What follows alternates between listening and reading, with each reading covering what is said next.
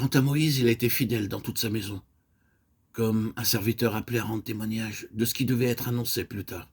Mais Christ l'est comme un fils à la tête de sa maison, et sa maison, c'est nous, pourvu que nous retenions fermement jusqu'à la fin la confiance et l'espérance dont nous nous glorifions. Hébreux 3, 5, 6. Avons-nous remarqué ce qui est dit? Moïse a été fidèle dans toute sa maison comme un serviteur appelé à rendre témoignage de ce qui devait être annoncé plus tard. Quand devait être ce plus tard? C'est maintenant. Et sa maison, c'est nous. La maison de Dieu est quelque chose que Dieu a reporté, en principe, de ce qui était ancien à ce qui est nouveau. Pierre dit que nous sommes une maison spirituelle, mais il y a ici une chose qui doit nous être très claire.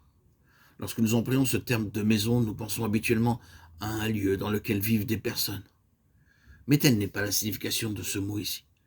Je ne sais pas si nous comprenons le changement que nous allons faire, mais connaissons-nous la différence qui existe entre une maison et une maisonnée? Une maisonnée est différente d'une maison. Une maisonnée représente deux choses: les personnes qui habitent dans un lieu et l'ordre qui existe. C'est une maison dans laquelle existe un certain ordre. C'est la maison de Dieu, composée de ses enfants qui se trouvent sous son ordre. Il est un Dieu d'ordre. Il n'est pas simplement soucieux que les choses soient faites, mais il veut qu'elles soient faites selon sa voie. La manière dont les choses sont faites lui importe tout autant que le fait qu'elles le sont.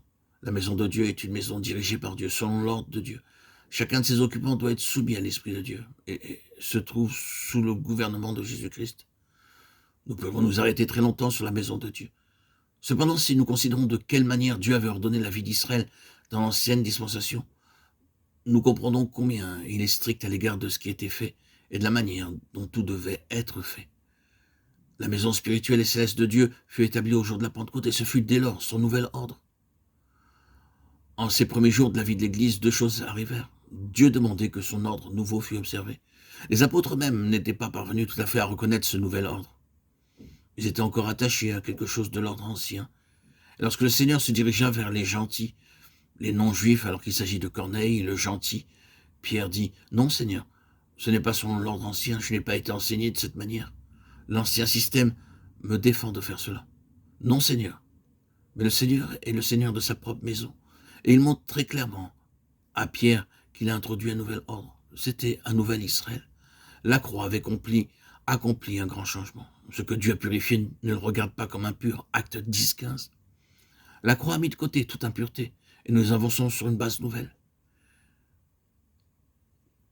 Pierre en arriva à comprendre cela. Cet incident ne fut naturellement pas la fin de la difficulté, même pour lui. Mais je pense que lorsque nous arrivons à ces lettres, nous trouvons un Pierre qui a pleinement accepté le nouvel ordre. Une maison spirituelle, dit-il, pour offrir des sacrifices spirituels. 1 Pierre 2,5.